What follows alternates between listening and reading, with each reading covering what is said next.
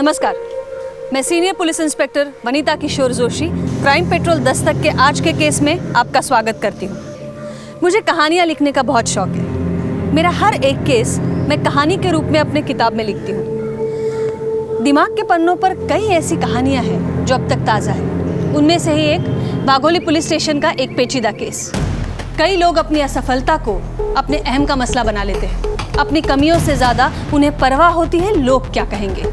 अपने अंदर झांक कर अपनी गलतियां सुधारने के बजाय वो एक के बाद एक गलती दोहराते जाते हैं। फिर चाहे वो निजी रिश्ते निभाने की बात हो या बाहरी व्यवहार, लोगों की उठने वाली उंगलियों से वो इतने परेशान हो जाते हैं कि उनके सोचने समझने की क्षमता खत्म हो जाती है और इसी सोच के चलते वो कोई भी दस्तक नहीं सुन पाते।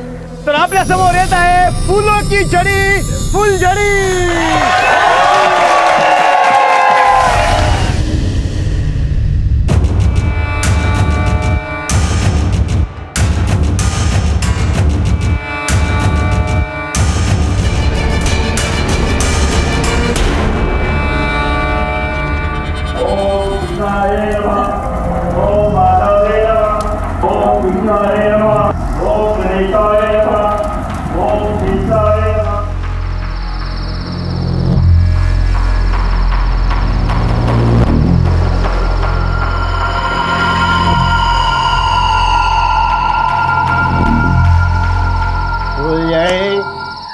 आज के बाद इस घर पर राज तुम्हारा होगा।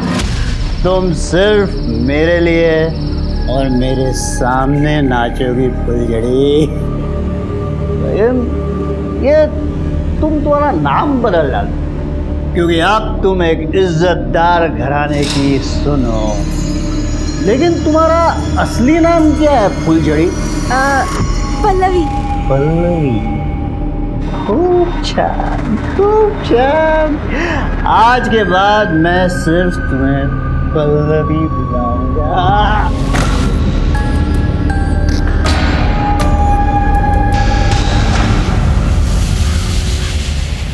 क्यों काकी, सबको यही लग रहा था ना कि अब तो ये प्रकाश मर जाएगा, मिट जाएगा, लेकिन जब तक उसके जीवन में मेरी ये रोशनी है तब तक प्रकाश पर कोई अंधेरा नहीं आ सकता। भाऊ भाभी चेहरा दिखाओ। अरे तो देखो ना। अरे काकी, अपनी बहू का घूंघट तो उठाओ।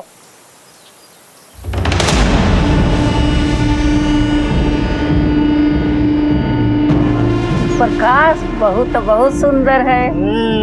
अरे खाओ खाओ, आप लोग समोसा लड्डू खाओ।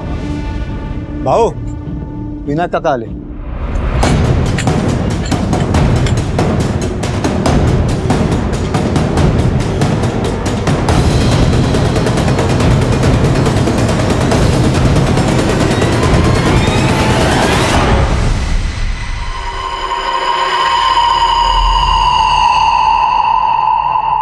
क्या किया प्रकाश तूने? कहाँ से उठा के लाए इसे? पल्लवी, नाश्ता लेके आओ। उछलू नहीं आणली काका, मैं शादी करके लाया हूँ। अब हमारा इतना भी अधिकार नहीं रहा। कम से कम मैं पूछते लेता। बस नाम के लिए काका काका बोलता है। अरे लोग क्या कहेंगे? जो कहना है कहेंगे। जब मीना छोड़ के गई थी तब भी बातें कर रहे थे और अब भी बातें कर रहे हैं काका। अरे लेकिन उस वक्त की बात अलग।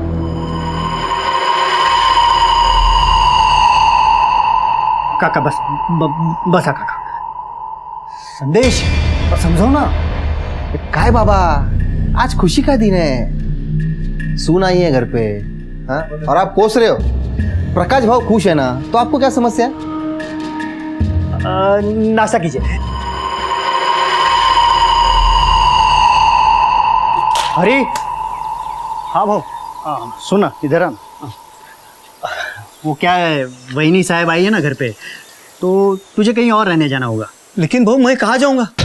पहले हमारी जमीन आपके पास गिरी हुई, अब ऊपर से आप घर से निकालोगे तो मैं कहाँ जाऊंगा भाऊ? अरे मैं तुझे घर से कहाँ निकाल रहा हूँ? वो अपना खेत वाला घर है ना, तू वहाँ जाके रहे। तू वहाँ रहेगा ना तो खेत संभालने में भी आसानी होगी। भाऊ ऐसा मत करो ना। तू समझ यार, तू जा। भाऊ जा भाई।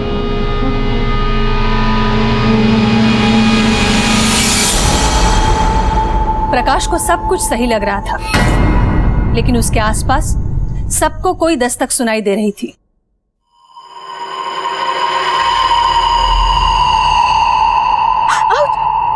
छोड़िए, ये क्या कर रहे हैं आप? अभी काम बहुत है, रात में अभी काम बहुत है। रात को बोलता हूँ तो दिन में बोलती छोड़िए हूँ, ना। रात में वो दरवाजे पे है कोई। आता हूँ।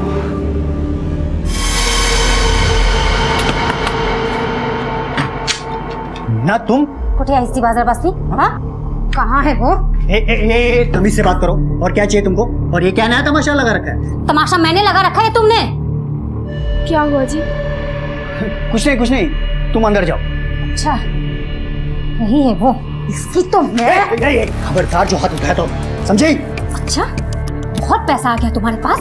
किसी गरीब बाप को पैसे देकर धोखे से उसकी बेटी को उठा लाए, मुझे नीचा दिखाने के लिए? हाँ तो जिंदगी भर तुम्हारे लौटने का इंतजार करता रहता मैं। और तुम्हें खुद ही तो तलाक चाहिए, तो ये तमाशा क्यों कर रही हो? तलाक हुआ नहीं है अभी, तुमने शादी कर ली फिर से। अगर तुमको प्रॉब्लम है ना तो पंचायत में जाके बात करो। पंचों ने ही फैसला लिया है ना, अब उन्हीं से बात करो। और तुम्हें तुम्हारी रकम मिल रही है ना? निगाह दो। इसको तो मैं। जब भी आती हो तमाशा करते हो, चल निगाह।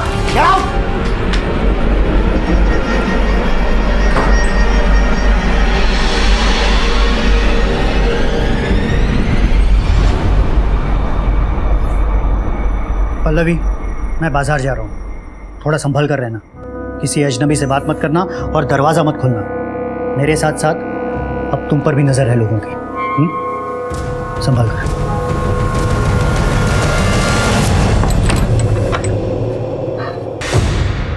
हेलो, आज सही मौका हाथ लगा है। ठीक है।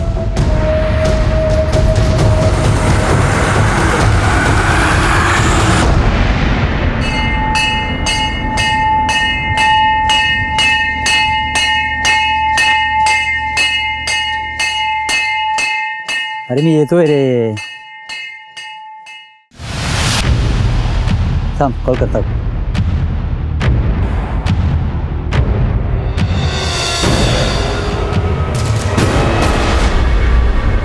प्रकाश भाऊ, हरी भाऊ.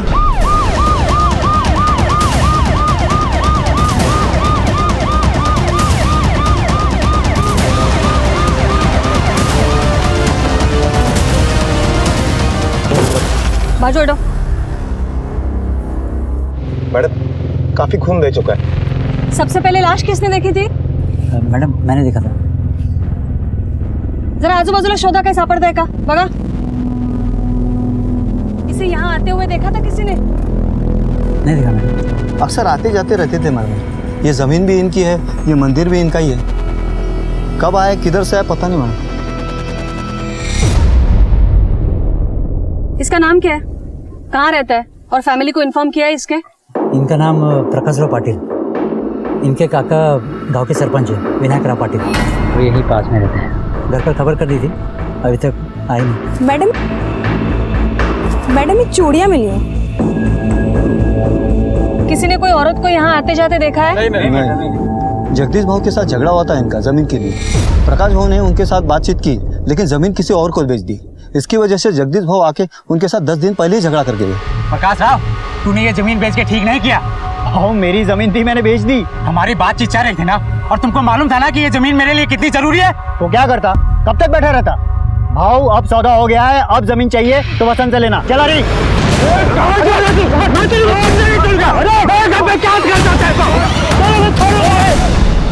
पूरे 30 लाख रुपए में बेची थी जमीन प्रकाश भाव ने. तुम्हें कैसे पता? मैं खुद गया था उनके साथ तहसील में रोटरी करवाने. इसका काका कहाँ रहता है?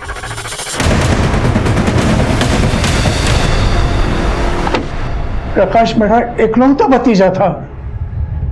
आपके इकलौते भतीजे की हत्या हो गई है और फिर भी आप घर पर बैठे. सारा गांव उधर जमा हो गया था, आप नहीं आए? मैडम, मेरा बेटा संदेश बाहर गया था, मैं उसी की राह देख रहा था कि अभी अभी आया है. आपको क्या लगता है प्रकाश का कौन दुश्मन हो सकता है? ये कुछ चूड़ियां हमें मिली है, कुछ बता सकते हैं? मंदिर में तो बहुत लोग आते हैं मैडम, किसी की भी हो सकती है. हाँ, हो तो सकती है. खैर, ये प्रकाश के फैमिली में और कोई नहीं है क्या? क्यों नहीं, उसने तो 3 शादियां की थी. आखिरी शादी तो अभी 7 दिन पहले की थी. 7 दिन पहले शादी की थी और आज मर्डर.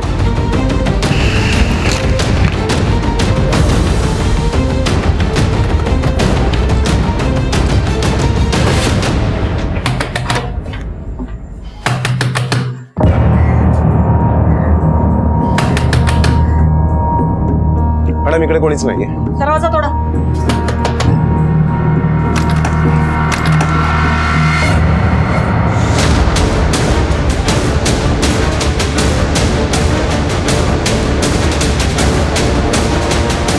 तू कौन है?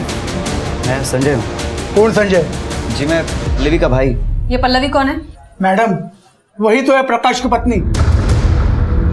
तुम्हारी बहन कहाँ है? ताई तो घर पे नहीं है. हुआ क्या है ये तो बताइए आप. प्रकाश की हत्या हो गई है.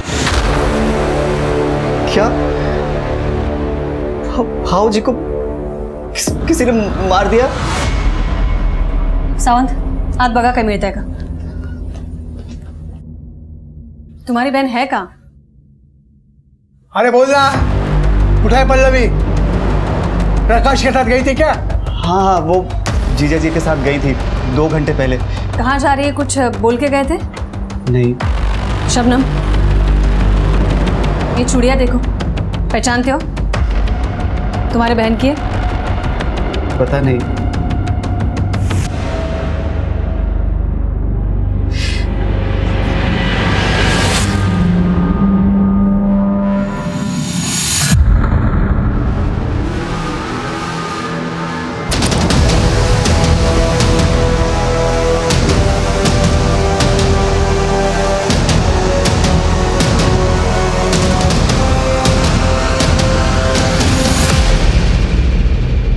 ही तुझी बहन है? हाँ. माँ बाप कहाँ है तुम्हारे? जी वो हम अनाथ हैं.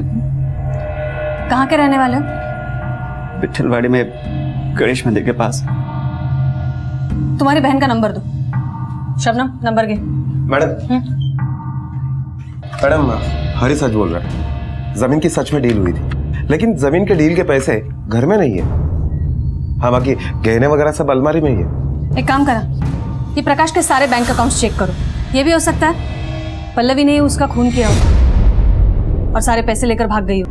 पल्लवी का फोटो सर्कुलेट करो हर जगह, उसका फोन नंबर ट्रैकिंग पे डालो. और ये जगदीश, चलो उससे पूछताछ करते हैं.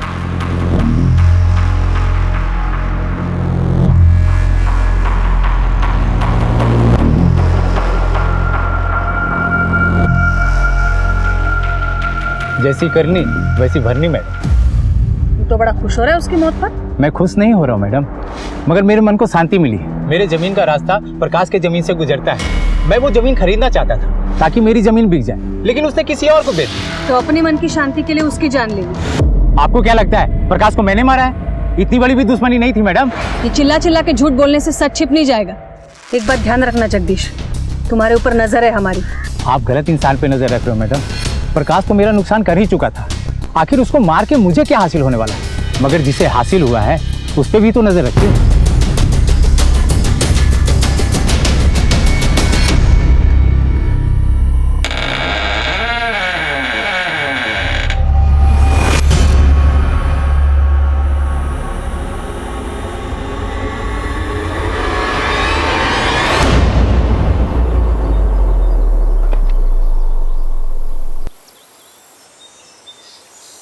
अरे क्या कर रहे हो तुम लोग? जल्दी से आज चलो.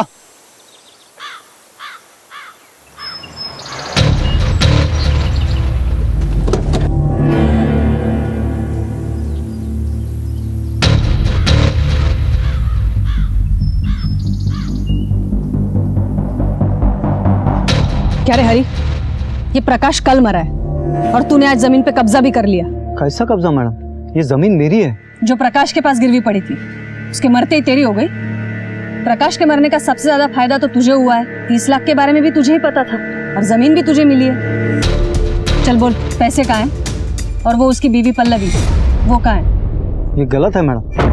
मैंने किसी का खून नहीं किया. अब प्रकाश बहू नहीं रहे, ये जमीन मेरी है तो मैं इसकी देखभाल करूंगा ना, और कौन करेगा? ये देखभाल करने में अगर कोई मिलावट निकली तो तू देख लेना. हेलो.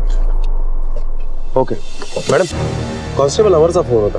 उसने प्रकाश के जितने भी बैंक अकाउंट्स हैं उनके सारे डिटेल निकाले, लेकिन ताज्जुब की बात तो यह है कि प्रकाश के जितने भी बैंक अकाउंट्स हैं उसमें से किसी भी अकाउंट में ये 30 लाख रुपए जमा नहीं हुए. तो पैसा गया कहाँ? कोई तो है जो घर का भेदी है, कोई तो है जो प्रकाश की गतिविधियां जानता था. सारे गांव में पूछताछ करो। ये हरी और जगदीश दोनों पर नजर रखो। Okay ma'am. शबनम, बाहर वो एनजीओ वाली मैडम बैठी होंगी, उनको ये चेक दे दो। जी मैडम।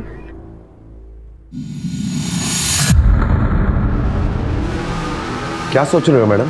सावंत, हरी को तो लाखों मिलेंगे, लेकिन जिसको करोड़ों मिलने वाले हैं उसके बारे में सोच रही थी।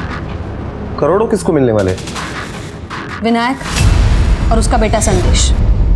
ये प्रकाश के लाइफ में उन दोनों के सिवा और कोई है भी तो नहीं। उसकी तीसरी पत्नी पल्लवी तो है ना? तीसरी भी और दूसरी पत्नी भी। एक काम करो, ये आजू बाजू पूछताछ करो, शायद कोई सुराग मिल जाए। Okay madam.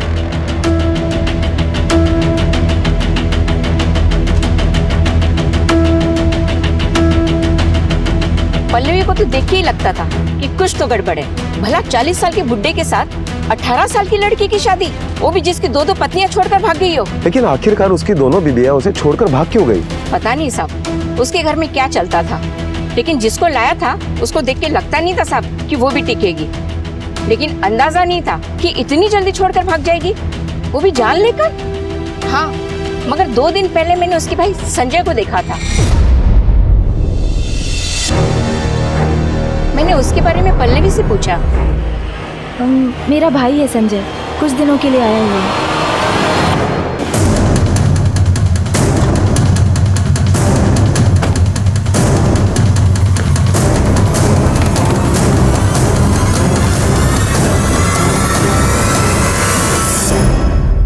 सावंत, अंदर छानबीन करो।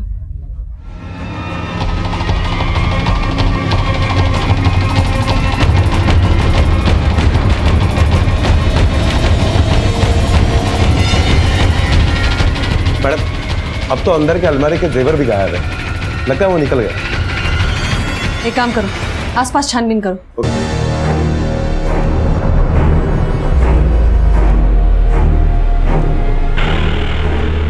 क्या आपने संजय को देखा? संदेश के साथ गया होगा, वो आया था सुबह। चल बोल, संजय कहाँ है? मुझे नहीं मालूम मैडम, पण काय झालं? बहुत भोला बनने की कोशिश कर रहा है। बोल चुपचाप, कहाँ भगाया संजय को? ये क्या कह रहे हैं मैडम आप? ये ऐसा क्यों करेगा? तो ये वहाँ क्या कर रहा था संजय के पास? मैं तो खाना देने गया था मैडम, अकेला था वो और कोई जानता भी नहीं उसे। विश्वास करो मेरा।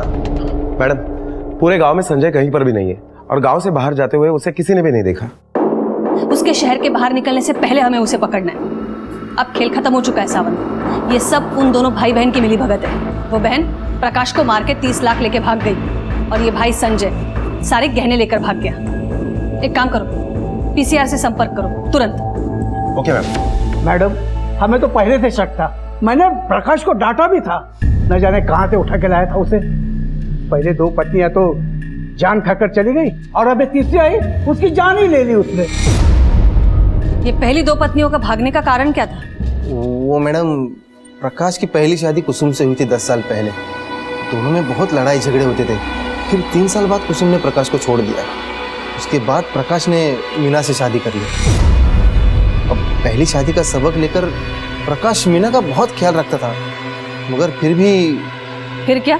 वो कैसे बताऊं मैडम, शादी के 2 साल के अंदर ही मीना ने प्रकाश भाऊ पर नपुंसक होने का आरोप लगा दिया। ए, दिमाग मत खराब कर मेरा। क्या दिमाग मत खराब कर? सच बोली तो मिर्ची लगी। तुम नपुंसक ही हो, ना मर्द। तुम क्या निकालोगे नीचे घर से? मुझे ही नहीं रहना तुम्हारे साथ इस घर के छत के नीचे। निकलो नहीं। अरे बेटा सुन तो जरा।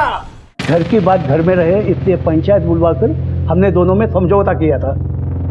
वो दोनों अपने मर्जी से अलग रहते थे। इसका मतलब दोनों का तलाक नहीं हुआ था? नहीं, पंचायत में मीना ने सिर्फ अलग रहने की बात की थी। बाकी कोर्ट कचहरी तो प्रकाश ही जाने। तो ये नपुंसक वाली बात कितनी सच है? ये झूठा आरोप लगाया था उसने प्रकाश पर। उसे तो प्रकाश से सिर्फ पैसे चाहिए थे। अलग होने के बाद प्रकाश हर महीने उसे 10,000 खर्चा देता था, फिर भी वो हर दिन आके झगड़ा करती थी। मतलब पल्लवी के साथ शादी करने के बावजूद भी मीना ही कानूनन प्रकाश की पत्नी थी। आपको क्या लगता है, प्रॉपर्टी के लिए मीना प्रकाश को मार सकती है? एक मीना ही क्यों, तीनों ही पत्नियां डायन थी प्रकाश के लिए। सबने मिलकर खा लिया मेरे भतीजे को। अभी देखो, मेहंदी का रंग भी नहीं उतरा था कि कौन से हाथ रंगे दुल्हन ने।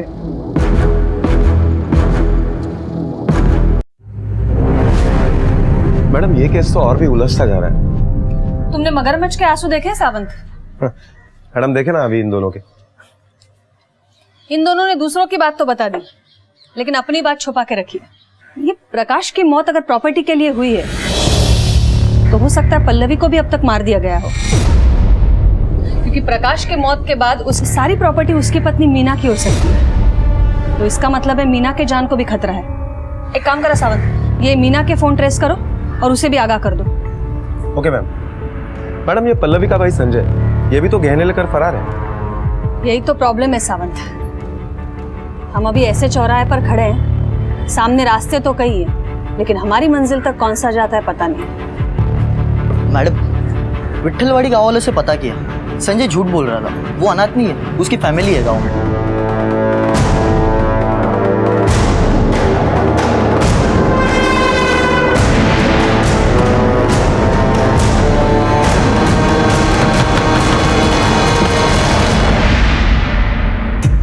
क्या पल्लवी आपकी बेटी है?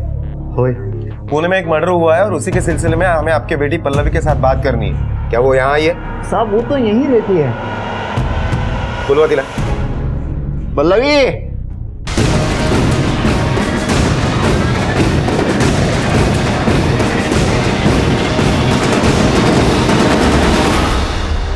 क्या हुआ बाबा? क्या ये पल्लवी है? हाँ यही मेरी बेटी पल्लवी। लेकिन हम जिस पल्लवी को ढूंढ रहे हैं वो ये पल्लवी है।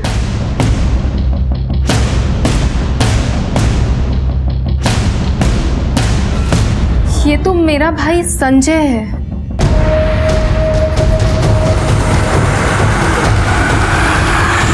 संजय? तुम्हारा भाई? सर, संजय को बहुत पैसे कमाने थे और वो पैसे कमाने के लिए कुछ भी कर सकता है, यहाँ तक कि परिवार की इज्जत को भी दांव पे लगा सकता है। बाबा के इतना मना करने के बाद भी वो। अरे पैसा मिलेगा तो कुछ भी करेगा, तू लड़की बन के नाचेगा। अरे शर्म नहीं आती तुझे? बन के आपने कौन सा झंडा गाड़ दिया है? और 4-5 हजार में आजकल घर कहाँ चलता है? सर ढको तो पैर छूट जाता है और पैर ढको तो सर। अब यही एक गुल भगवान ने मुझे दिया तो क्या करूं?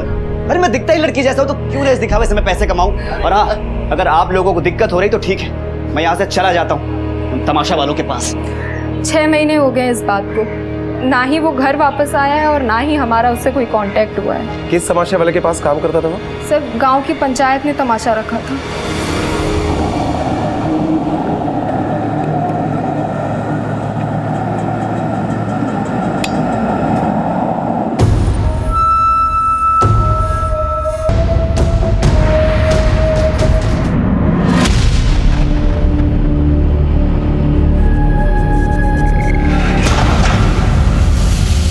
ये तमाशा कंपनी के ओनर गुलाब राव का फोन अभी भी स्विच ऑफ आ रहा है, लेकिन मैंने सारे नेटवर्क और खबरियों को अलर्ट कर दिया है। ये गुलाब राव जल्द से जल्द हमारे हिरासत में होगा। सावंत, मुझे लगता है ये गुलाब राव और संजय दोनों ने मिलकर प्रकाश को बेवकूफ बनाया होगा। हो सकता है ये गुलाब राव ने संजय की मदद से प्रकाश को फंसाया। संजय ने प्रकाश से शादी की और उसके बाद दोनों ने उसका मर्डर करके जेवर और पैसा लेकर भाग गए होंगे। मैडम, सोचने वाली बात यह है कि ये प्रकाश की दोनों बीबियां उसे छोड़कर चली गई और उसके बाद उसने तीसरी शादी एक लड़के के साथ की। मीना ने भी उसके ऊपर नपुंसक होने का आरोप लगाया है। सच में तुम नपुंसक हो? ये ऐसा तो नहीं कि ये प्रकाश समलैंगिकता में शौक रखता हो, लड़कियों से ज्यादा उसे लड़कों में इंटरेस्ट हो, और इसीलिए संजय के बारे में सब कुछ जानने के बावजूद भी उसने संजय के साथ शादी की हो। संजय ने भी औरत बनने का नाटक बरकरार रखा ताकि सोसाइटी में उसकी इज्जत बनी रहे। सावंत, प्रकाश के पर्सनल लाइफ के बारे में जानने के लिए उसकी दोनों पत्नियों से मिलना होगा। और एक काम, ये संजय के लिए सारे थानों में अलर्ट जारी कर दो। हो मैडम। एक लड़के का लड़की बनकर शादी करना पॉसिबल नहीं था। क्या उसके पति प्रकाश को इस बात की जानकारी नहीं थी, या फिर उसने जानबूझकर ये शादी की थी? कई सवाल सामने आए, कुछ लोग हाथ आए तो कुछ नहीं, लेकिन हमने भी प्रकाश से जुड़ी एक एक जानकारी को जमा करना शुरू कर दिया। आपको ऐसा लग रहा होगा आप ऐसा कुछ जानते हैं जो हमें पता नहीं, पर ऐसा नहीं है। आगे देखिए, किताब के कुछ और पन्ने पलटने भी बाकी हैं। हाँ सर, वो हमेशा मारपीट करता था। मगर पति पत्नी का रिश्ता हमारा कायम था सर। लेकिन प्रकाश के बारे में आपने जो भी कहा वो सही नहीं है। फिर कुसुम जी, प्रकाश ने लड़के के साथ शादी क्यों की? सर इस बारे में तो आप मुझे माफ़ कर दीजिए, क्योंकि मैं अपनी लाइफ में बहुत खुश हूँ सर। मेरे पति, मेरे बच्चे बहुत प्यार करते हैं मुझे। प्रकाश अपनी लाइफ में क्या करता है मुझे उससे कुछ लेना देना नहीं।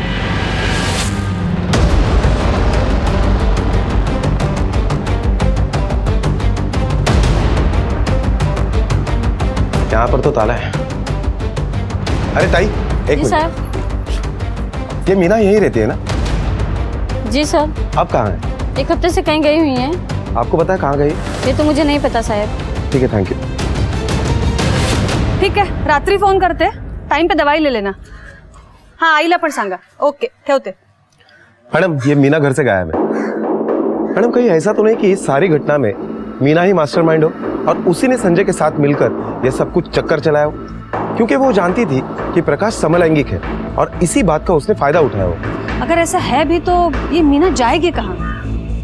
जिसके पास पूरी किताब है वो एक पन्ना क्यों चुराएगा? खैर, ये मीना चाहे कहीं भी घूम ले, आना तो उसे यहीं पड़ेगा। Excuse me. हेलो।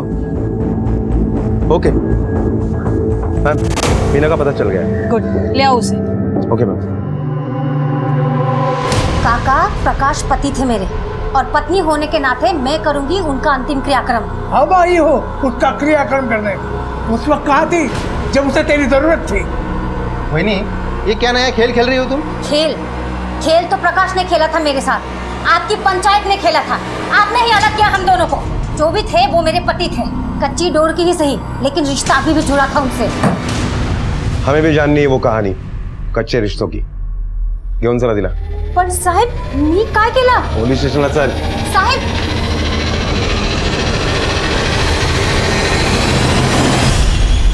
जब मुझे पता चला प्रकाश ने शादी कर ली है तो मैं खुद उससे मिलने गई थी। मैं उसकी पत्नी हूँ। मुझे समझ ही नहीं आ रहा था उसने ऐसा कदम क्यों उठाया। और रही प्रॉपर्टी की बात, मेरे पति के प्रति कर्तव्य खत्म होते ही मैं यहाँ से खुद चली जाऊंगी। सिंदूर ही नहीं रहा तो ईंट पत्थर का मैं क्या करूंगी? समलैंगिक पति के प्रति इतना सम्मान? मतलब?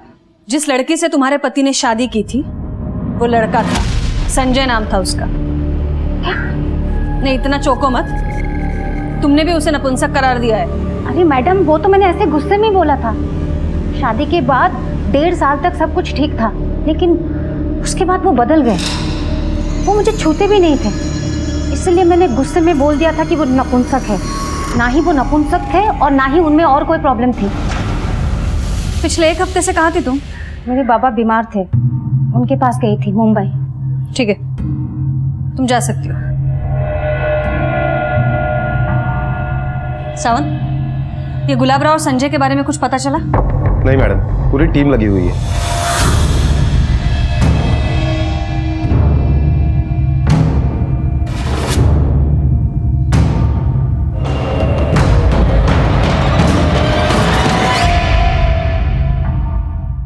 मैडम, प्रकाश की पहली 2 बीवियां यानी कुसुम और मीना, इन दोनों के हिसाब से प्रकाश नपुंसक नहीं था और प्रकाश के समलैंगिक होने के भी कुछ खास सबूत नहीं है हमारे पास, सिवाय इसके कि उसने संजय के साथ शादी की, जिसका सच हमें पता नहीं। सावंत, अगर ये प्रकाश के पत्नियों की बात मानी जाए तो हमारा सोचना सही है। प्रकाश को बेवकूफ बनाया गया है। संजय ने प्रकाश से शादी कर ली, फिर संजय का सच प्रकाश को पता चलने के बाद संजय ने उसे मार दिया। लेकिन मैडम, तमाशे में नाचने वाला एक सीधे साधे घर का लड़का इतनी पक्की प्लानिंग कर सकता है कि 2 शादियां कर चुका हुआ प्रकाश भी उससे धोखा खा गया। बरोबर है सावंत, पर यह प्लानिंग अकेले संजय की नहीं हो सकती। हो सकता है गुलाबराव शामिल हो, इसलिए तो फरार हो गया, या कोई और। ये विनायक और संदेश दोनों के कॉल रिकॉर्ड्स आ गए? मैडम, शाम तक मिल जाएंगे। हेलो।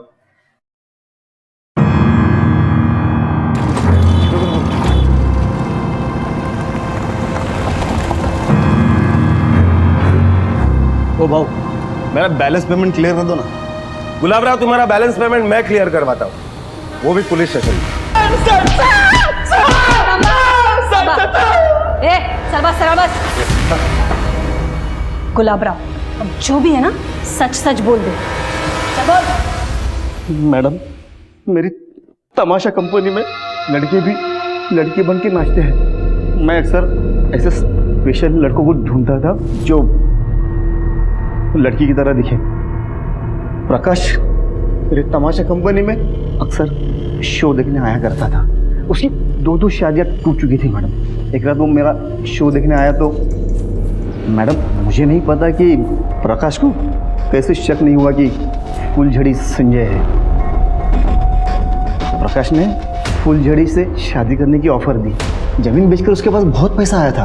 वो पैसा देखकर मेरे दिल में लालच पैदा हो गया। भाव, अगर प्रकाश को पता चल गया कि मैं फुलझड़ी नहीं संजय हूँ तो? बिल्कुल टेंशन क्यों लो। उसके आंखों पे ना पट्टी बंधी है। तू 2-4 दिन वहाँ पे रह ले और जैसे तुझे मौका मिले ना पैसे लेके भाग जा। फिर मैंने संजय को 5 लाख रुपए का लालच देकर उसे मना दिया और वो शादी के लिए मान भी गया। शादी के बाद ना संजय ने मुझे फ़ोन किया ना वो खुद आया। तो तू गायब क्यों हो गया था? इतनी सारी प्लानिंग करने के बाद भी सब कुछ संजय के हाथ में था। मुझे मेरे पैसे चाहिए थे। मैंने संजय से मिलने की कोशिश की तो प्रकाश के बारे में पता चला। मैं डर गया था मैडम। मुझे लगा कि झूठी शादी की खबर सबको पता चलेगी तो मैं फंस जाऊंगा। मैंने तो बस प्रकाश को लूटने का प्लान किया था। सावंत, लगता है हमें मास्टरमाइंड मिल गया।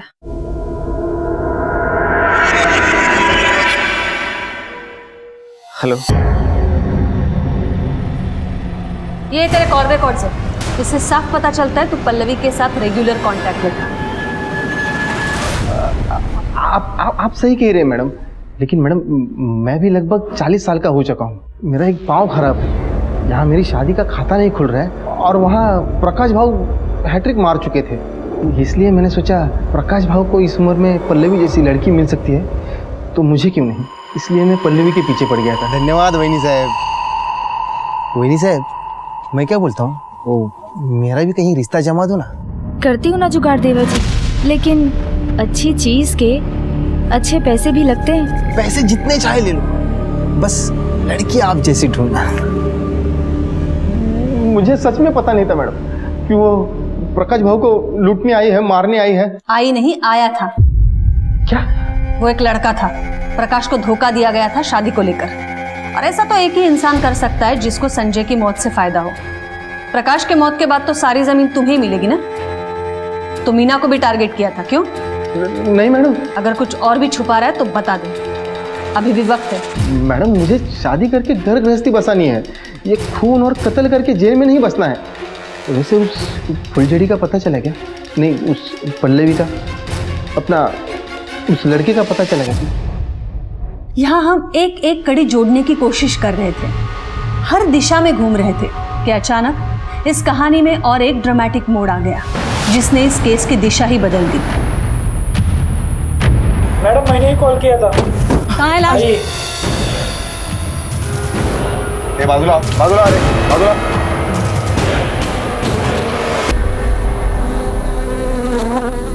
मैडम ये तो संजय है। जरा आजूबाजूला बघा, काही मिळतंय का? हो मॅडम।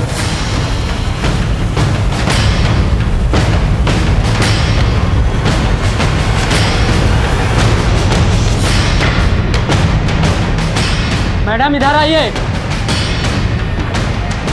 सावंत बघा। मैडम गहरे तो है, लेकिन ये लगभग 4-5 लाख रुपए ही है।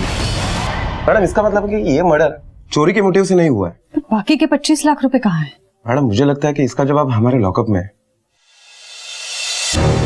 नहीं, मैडम मारूंगा, सगळं सांगतो। बोल। जिस दिन प्रकाश का खून हुआ उस दिन संजय का मुझे फोन आया था। हेलो, आज सही मौका हाथ लगा है। तू पैसे लेकर निकल वहां से और मुझे फोन कर। उसे पैसे मिल गए थे और वो भागने वाला था कि किसी ने प्रकाश का मर्डर कर दिया और पुलिस प्रकाश के घर पे आ गई। फिर उसने गहनों को अपनी जगह पर रख दिया और पैसों को छुपा दिया। मजबूरन उसे पल्लवी से संजय बनकर पुलिस के सामने आना पड़ा। तो प्रकाश को कभी संजय पर शक नहीं हुआ कि वो लड़का है? संजय प्रकाश को रोज दारू पिलाता था और एक एक दिन निकालता था। प्रकाश ने उससे कभी भागने का मौका ही नहीं दिया। हम मान्य करते मैडम कि हमने प्रकाश को लूटा, लेकिन उसे हमने नहीं मारा। अगर ऐसा ही करना होता तो संजय वहाँ पे रुकता क्यों? वो प्रकाश को मारकर पैसे लेकर भाग जाता। जब वहाँ पे पुलिस आई तो संजय को वहाँ पर रुकना पड़ा। फिर 2 दिन बाद वो मेरे घर पे आया मुझे पैसे देने के लिए। तो तेरा पैसा मिलते ही तूने संजय को ठिकाने लगा दिया? नहीं मारा, मैंने संजय को नहीं मारा। मुझे ऐसा ही करना होता तो वो 5 लाख रुपए और गहने में क्यों छोड़ देता? मैडम, हमें आगे भी साथ मिलकर और भी काम करना था। तो फिर किसने मारा? मुझे नहीं मालूम, पर उस दिन वो फोन पर किसी से झगड़ा कर रहा था और तुरंत उससे मिलने भी गया। किससे? हाँ मैडम, आया था वो, मुझसे ही मिलने आया। ताई ये ले, अरे पकड़ ना, पूरे 5 लाख रुपए हैं। और ये देख, ये अपना लगन ना पूरी धूमधाम से करना, तेरे भाई ने बड़ी मेहनत से कमाए। ये क्या करे तू? किसी की हत्या करके लाया ना बोल? ये बड़ी जालिस करे तू, मैंने किसी की हत्या नहीं की है। अच्छा, तो पुलिस घर पे ऐसी आई थी? हाँ, देख झूठ बोलना बंद कर, मेरे साथ चलो, सरेंडर कर दे। ताई तेरा दिमाग खराब हो गया क्या? अरे छोड़, कहाँ लेके जा रही? पागल हो गई क्या? मुझे जेल में नहीं जाना, तू जा ऐसा भी। ताई तो अभी यहाँ से जा। गुनाह हुआ, वो गलती से हुआ, मगर उसने मरते मरते भी कहा था कि उसने प्रकाश का खून नहीं किया है। तुम्हारे भाई का जब तुम्हें फोन आया था तो तुमने पुलिस को क्यों नहीं बताया? तुम्हारा भाई मरने से बच जाता, तुम कातिल होने से बच जाती। मुझे क्या पता था मेरे यहाँ तो मेरे भाई का खून हो जाएगा। मेरे सिवा मेरे बाबा का कोई नहीं रहा, इसलिए मैं हिम्मत नहीं जुटा पाई। पल्लवी ने अपना जुर्म कबूल करके एक केस की गुत्थी तो सुलझा दी थी, पर अभी भी प्रकाश का मर्डर केस क्लोज नहीं हुआ था। गुलाब राव और पल्लवी दोनों ने कह दिया था संजय बेगुनाह है, पर हमारे पास कोई सबूत नहीं था। फिर हमने भी एक जाल फेंका तालाब में और इंतजार करने लगे मछलियों के फंसने का।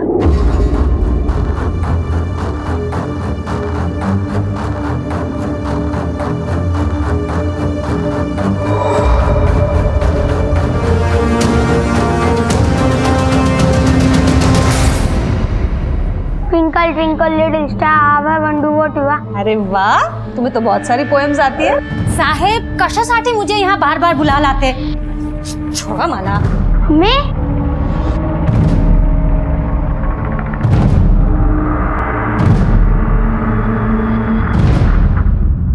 मेरे पास अपनी दूसरी शादी छुपाने के अलावा और कोई रास्ता नहीं था। मेरे पास पैसे नहीं थे। प्रकाश के वहां से जो पैसे आते थे उसी से मेरा खर्चा चलता था। अब अगर लोगों को पता चल जाता मेरी शादी के बारे में तो प्रकाश के वहां से पैसे आने बंद हो जाते। अपनी दूसरी शादी के बाद भी प्रकाश से पैसे लेना अपराध है, और उससे भी बड़ा अपराध है उसका कत्ल करवाना। क्या बोलते हैं मैडम, मैंने किसी का मर्डर नहीं करवाया। बहुत शातिर दिमाग है तेरा, लेकिन हमारा पाला तुझ जैसे लोगों से रोज पड़ता है। सावंत, बोलवा त्याला। खड़े।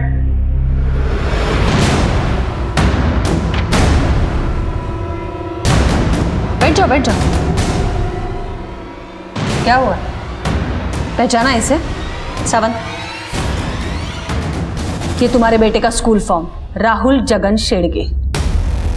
कमाल की बात तो ये है, ये तुम्हारे बच्चे का बाप है। जब प्रकाश का खून हुआ था तो इसका मोबाइल लोकेशन उसके आसपास ही था। तेरे बाबा से भी बात हुई थी।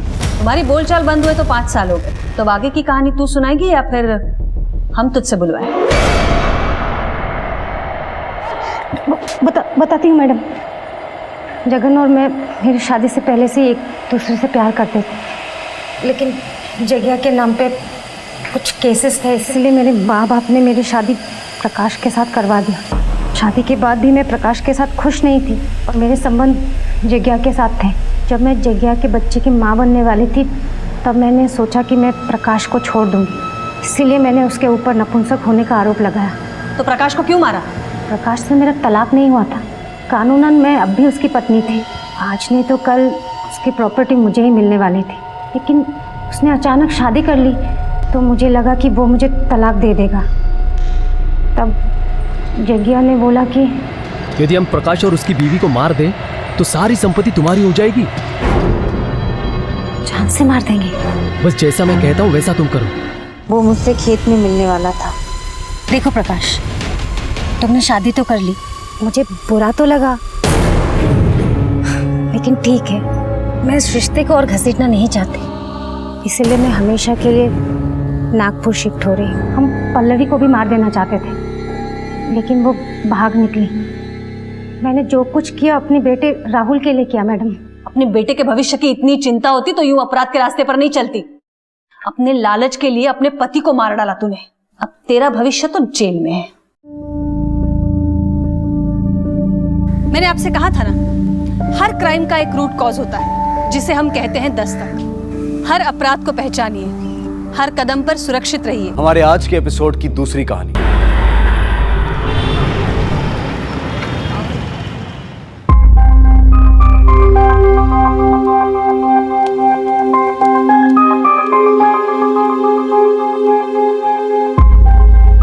जीते रहो, हमेशा एक दूसरे का साथ देना।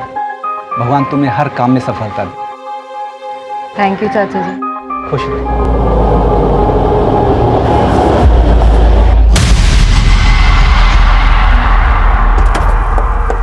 नमस्कार, मैं senior inspector Abhimanyu Jindal, crime petrol Dastak में आप सभी का स्वागत करता हूं। यह केस तब का है जब मैं गुरुग्राम में पोस्टेड था।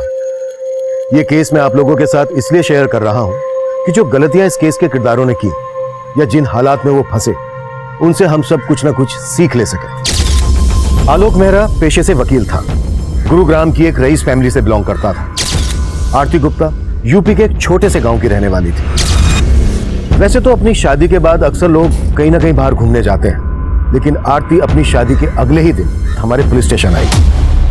आरती जी, आपको बिल्कुल डरने की जरूरत नहीं है। आपके साथ जो भी हुआ है आप बेझिझक बोलिए। बोलो ना आरती, क्या हुआ तुम्हारे साथ? सर, आज सुबह मैं बिल्डर केशवानी के ऑफिस गई थी। उसने मुझे बंगलो देखने के लिए बुलाया था और सर, हमारी कल ही शादी हुई है। बिल्डर केशवानी से हमारी बंगलो को लेकर बातचीत चल रही थी। इनफैक्ट उसका आज सुबह ही मुझे कॉल आया था।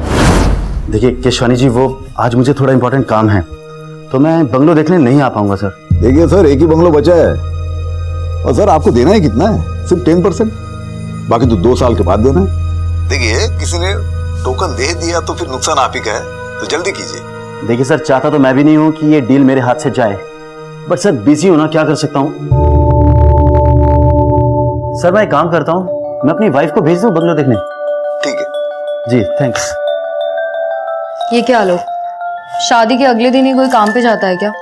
और ऊपर से बंगलो देखने भी मुझे अकेले जाना पड़ेगा। ये तो अन्याय है ना मिलॉर्ड। सॉरी आरती, बट आज की तारीख बड़ी मुश्किल से मुझे मिली है। बहुत बड़ा क्लाइंट है, ये काम मैं नहीं छोड़ सकता। इट्स ओके वकील साहब, अब गिल्टी फील मत करो, चली जाऊंगी मैं। सर, आज सुबह मैं 11 बजे केशवानी के ऑफिस गई, फिर वो मुझे बंगलो दिखाने के लिए अपने साथ लेके गया। आइए आइए आरती भाभी, ये देखिए भाभी, ऐसा थोड़ा थोड़ा फर्नीचर मैंने बना दिया हर जगह।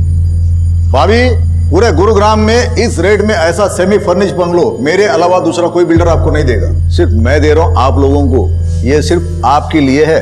केशवानी जी, अगर रेट में अगर कुछ... अभी रेट की टेंशन मत लो आप, अभी तो आपको सिर्फ 10% देना है ना, बचा हुआ तो 2 साल के बाद देना है। अगर उसके बावजूद भी अगर आपको कोई टेंशन रही तो मैं हूं ना, मैं करूंगा कुछ आप लोगों के लिए, भरोसा रखिए। अरे आपके पति इतने बड़े लॉयर है, आप लोग किराए के घर में रहते हो, अच्छा नहीं लगता ना। ऐसा कीजिए, आप वो बेडरूम देख लीजिए ऊपर। अच्छा। हेलो, हाँ सर जी, हाँ सब बढ़िया, हाँ जी हो जाएगा। आरती जी, आप बिल्कुल चिंता मत कीजिए, केशवानी को उसके केस की सजा हम जरूर दिलवाएंगे। उसके लिए हमें पहले आपका मेडिकल टेस्ट करवाना होगा, इसीलिए मैं सबसे पहले आप ही के पास इसे लेकर आया हूं।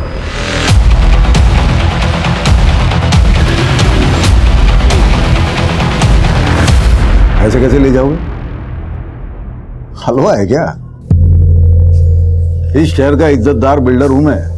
बाहर बैठो, चाय पानी पी लो, तब तक लॉयर से बात करता हूं। शुक्र करो इज्जत से ले जा रहा हूं, ज्यादा चूचा की ना तो घसीटता हुआ ले जाऊंगा। चले।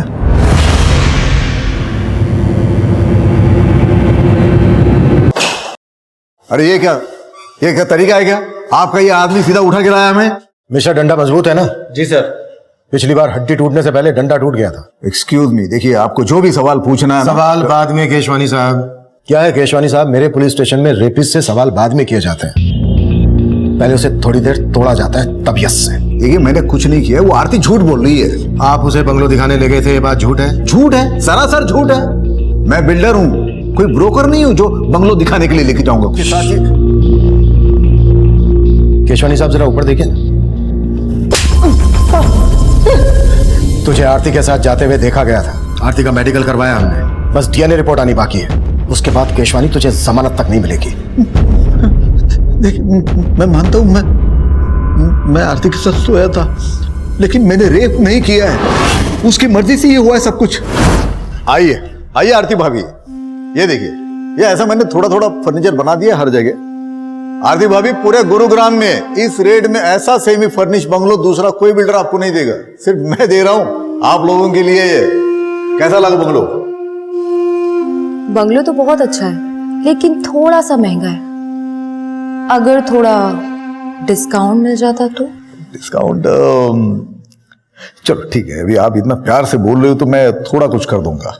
और अगर मैं और प्यार से कहूं तो? मतलब?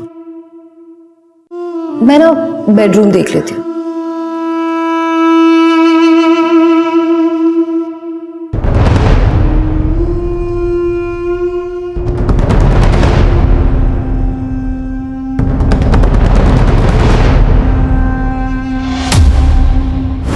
लेकिन मजे करने के बाद वो गिरगिट की तरह बदल गई।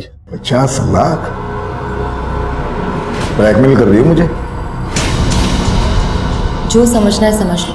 मैंने सोचा था सिचुएशन को मैं खुद हैंडल कर सकता हूँ, लेकिन मेरे कुछ करने से पहले वो आपके पास आ गई। मैं समझ सकता हूँ आप मुझ पर भरोसा नहीं कर रहे, लेकिन आप जिसकी चाहो बोलो, मैं कसम खाने के लिए तैयार हूँ। कसम खाने की जगह नहीं बची है केशवानी, अभी तो तुझे बहुत मार खा। मिश्रा सर, जरा ठंडा कर इसे। वैसे घर वालों के अगेंस्ट जाके शादी की, ऊपर से उन्हें यह पता चलेगा कि तुम्हारा रेप हुआ है, कितनी बदनामी होगी उनकी।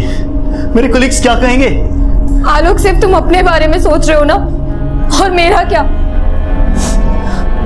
तुम एक वकील हो के ऐसी बातें कर। मुझे मत सिखाओ कि मैं कौन हूं और क्या करता हूं। और मैंने डिसाइड कर लिया है, मैं तुम्हारा केस लड़ूंगा और तुम्हें तलाक दे दूंगा।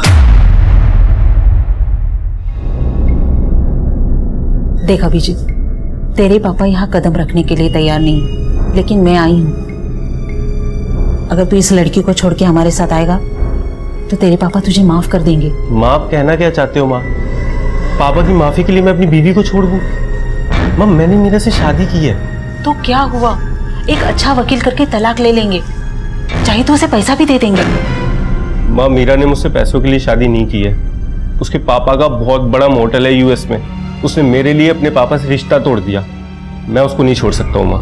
अगर आपको मुझे अपनाना है तो मीरा के साथ अपनाना होगा। तो इस लड़की के लिए हमें छोड़ रहा है, ये तो ठीक नहीं कर रहा है अभिजीत।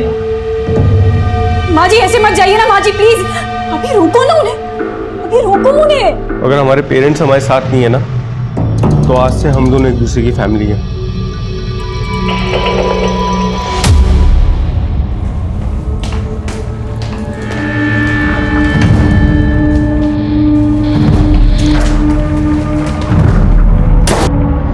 बोलो आरती, कैसा चल रहा है सब? जगदीश चाचा, आलोक कह रहा था कि वो मुझे तलाक दे देगा। अरे ऐसे कैसे तलाक देगा? तू फिक्र ना कर, हम बात करेंगे उससे। अच्छा, वो केशवानी बिल्डर वाला केस कहाँ तक पहुँचा?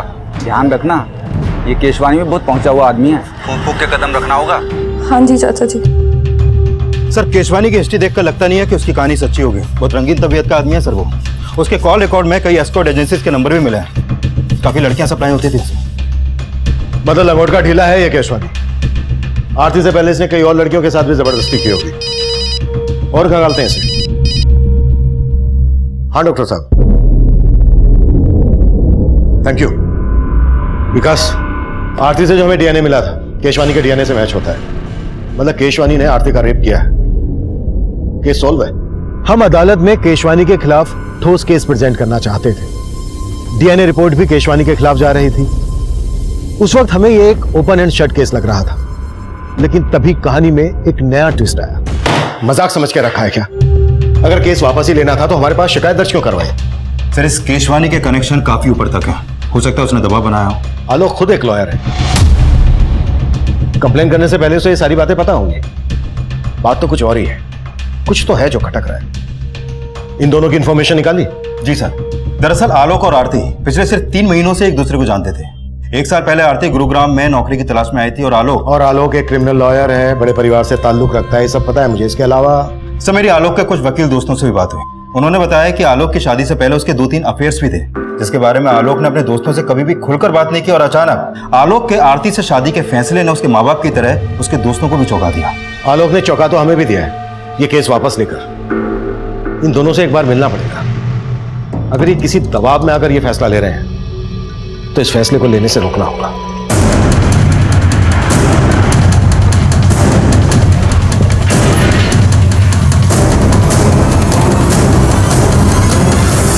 आरती और आलोक, वो दोनों तो कल शाम को ये घर खाली करके चले गए। मैंने खुद देखा था उन्हें जाते हुए, और दोनों बहुत घबराए हुए भी थे।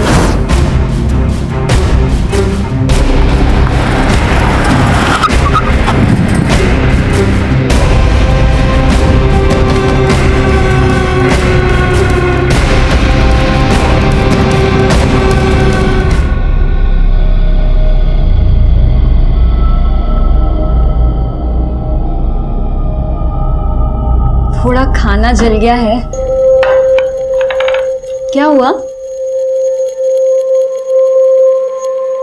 अभी एक इंटरव्यू में सिलेक्ट नहीं हुए तो क्या हुआ? तुम ट्राई तो कर रहे हो ना? लेकिन एक्सपीरियंस की वजह से कोई नौकरी नहीं दे रहा। ऐसे कैसे सरवाइव कर पाएंगे हम लोग? डोंट लूज हार्ट, अभी सब कुछ ठीक हो जाएगा। एंड यू नो व्हाट, अगले हफ्ते मेरा एक इंटरव्यू भी है। This is just a phase, चला जाएगा। कभी कभी लगता है पापा एकदम सही कहते हैं, रिश्ते तोड़ के जो नए रिश्ते बनाता है ना, वो टिक नहीं पाते। अभी ऐसा मत कहो प्लीज।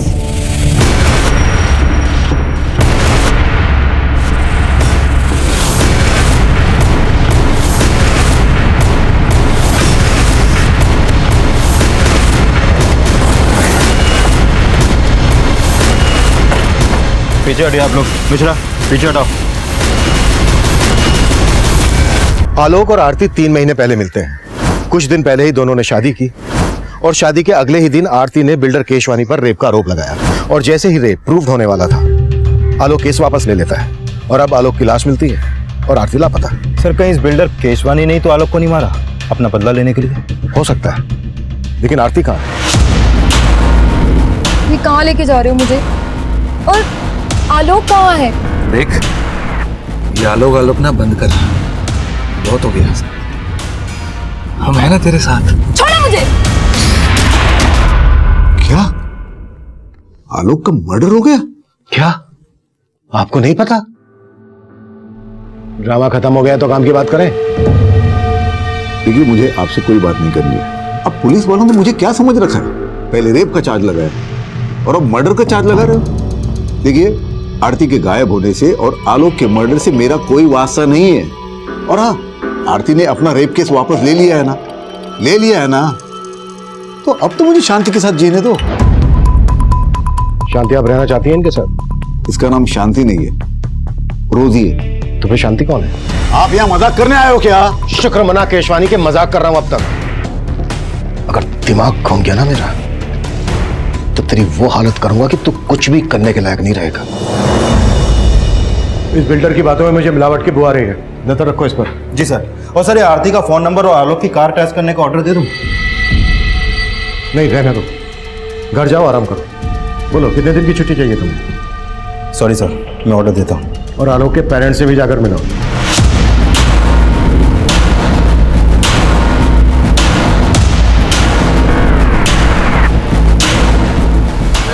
हाथ पैर बांधो इसके।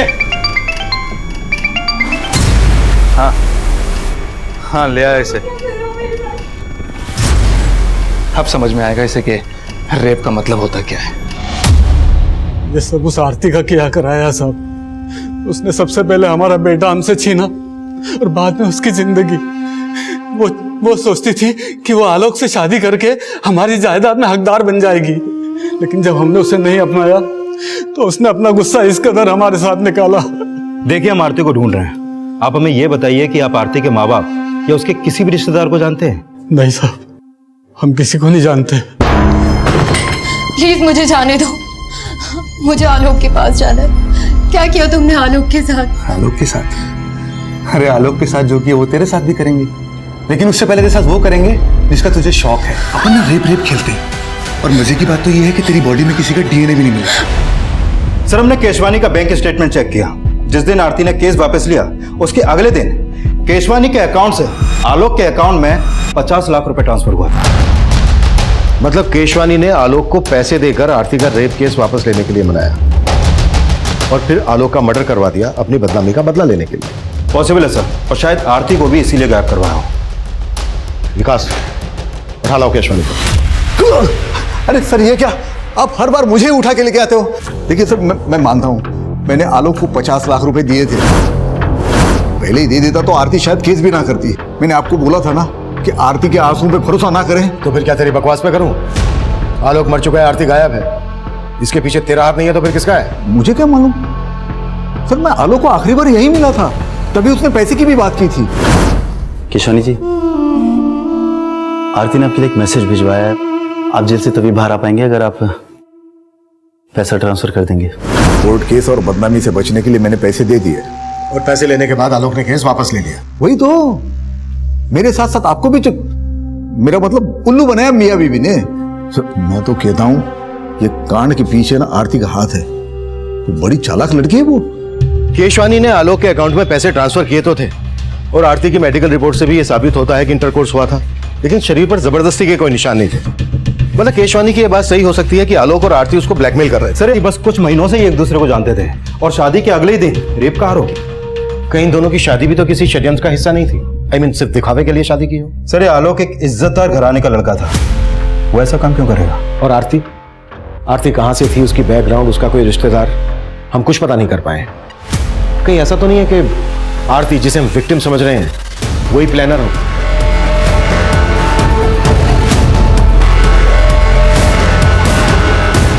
पूरा चूस लिया इसे, अब क्या करेगा इसका? अरे अभी और बहुत रस बाकी है इसमें। और मजे नहीं करेंगे क्या?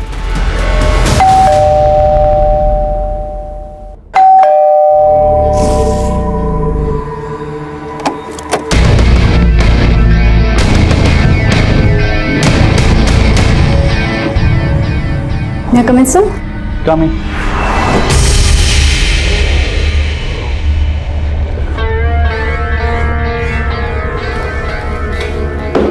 सर, ये मेरा रिज्यूमे और कुछ सर्टिफिकेट्स हैं सर। आपको सर्टिफिकेट की क्या जरूरत है? आप तो खुद ही एक सर्टिफिकेट हो। वैसे आपकी हाइट कितनी है? जी? हाइट? Sir, 5 feet 4 inches। और वेट? बट सर, मेरी हाइट और वेट का इस जॉब से क्या कनेक्शन है? ना, बहुत गहरा कनेक्शन है। यू नो, हमें एक पूरा कंप्लीट पैकेज चाहिए। ये रिज्यूम वगैरह सब सेकेंडरी है, प्राइमरी है कस्टमर का सेटिस्फेक्शन। हमें ये देखना होता है कि आप कस्टमर को सेटिस्फाई कर पाते हो कि नहीं।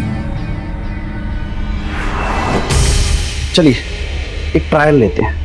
मान लो मैं तुम्हारा क्लाइंट हूँ और मैं तुम्हारी सर्विस से खुश नहीं हूँ। How you will convince to stay here? Sir, I will say कि मैं आपको दोबारा शिकायत का कोई मौका नहीं दूंगी। And just give me one more chance. मैं दूंगा ना चांस आपको, लेकिन बदले में मुझे क्या मिलेगा? I am sorry sir, I am sorry. मैं ये सब नहीं कर सकती। I am literally very sorry sir.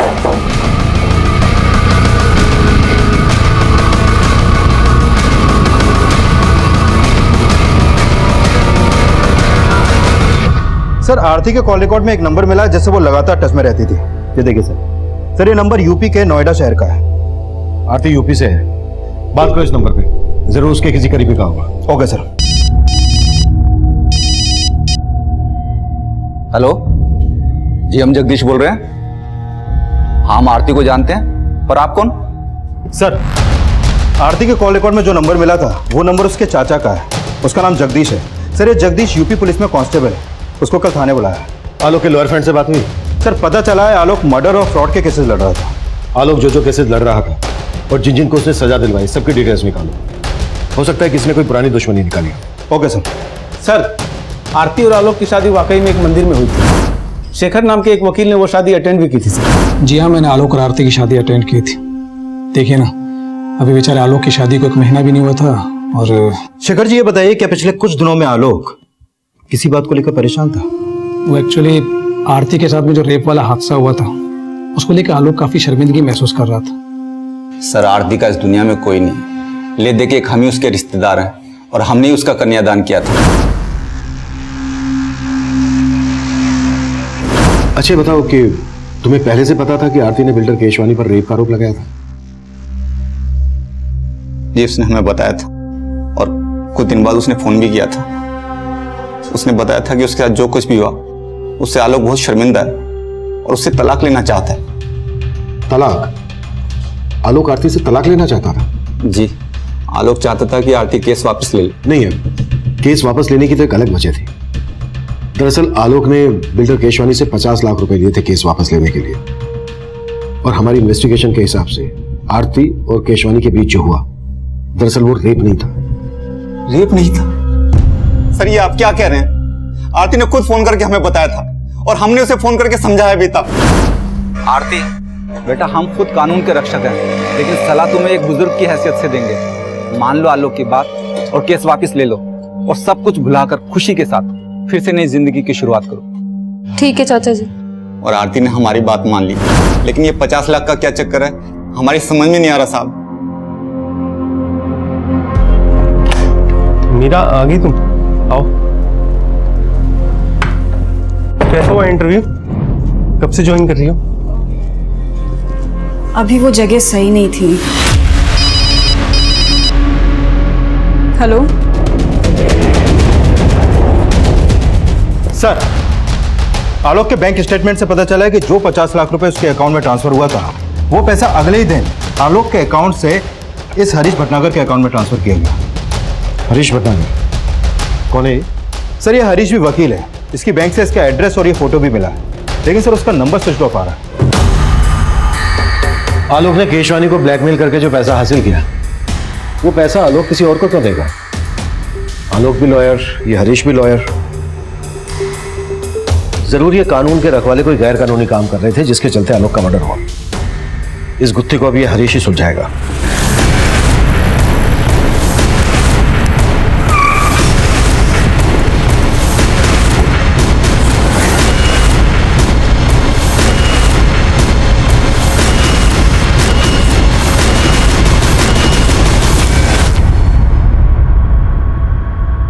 ताला लगा और उसका फोन भी बंद है। जरूर हरीश को हमारे आने की खबर लग गई होगी। करवाओ ताला। केशवानी ने आलोक के अकाउंट में पैसा ट्रांसफर किया आलोक की लाश में। आलोक ने हरीश के अकाउंट में पैसा ट्रांसफर किया हरीश की लाश में।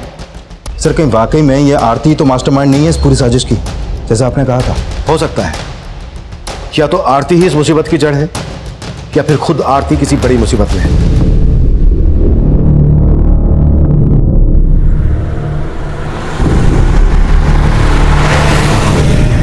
तो गीतिका, अच्छा गीतिका, तुम्हें नहीं लगता कि ये बिल्डर केशवानी बड़ी आसानी से छूट गया?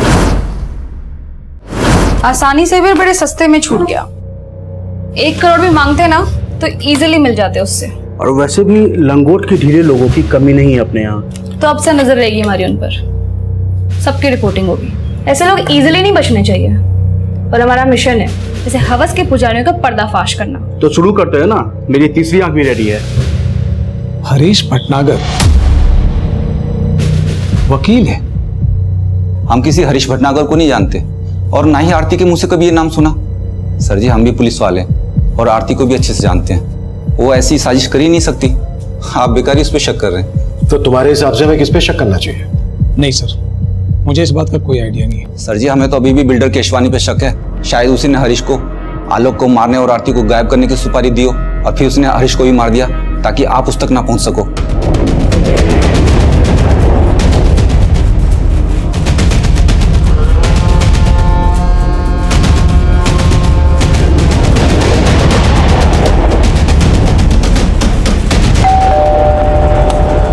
मीरा आओ, देखो तुम्हारे फ्रेंड्स कब से तुम्हारा वेट कर रहे हैं। हेलो मीरा। तुमने कभी बताया नहीं कि तुम्हारे फ्रेंड न्यूज लाइन में? अच्छा, क्यों नहीं बताया मीरा? एक्चुअली मीडिया वाले कुछ ज्यादा ही सवाल पूछते हैं, इसीलिए सब लोग हमसे दूर भागने की कोशिश में रहते हैं। मैं चाय बना के लाती हूँ। अरे रुको, तुम्हारे दोस्त आए हैं, तुम बैठो बात करो, मैं बना के लाता हूँ चाय। Have a seat। मीरा से पनीर। क्या मजाक है ये? हाँ, क्या चाहते हो तुम लोग?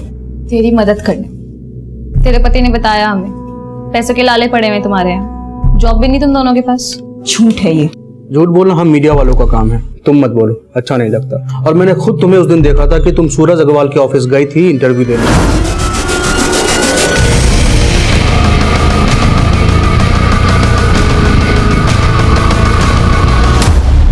आखिर चाहते क्या हो तुम लोग मुझसे? हाँ, एक तरफ आरती का मिसिंग होना हमारे लिए पहेली बनता जा रहा था। आलोक के मर्डर से जुड़ी कोई भी लीड हमें नहीं मिल रही थी।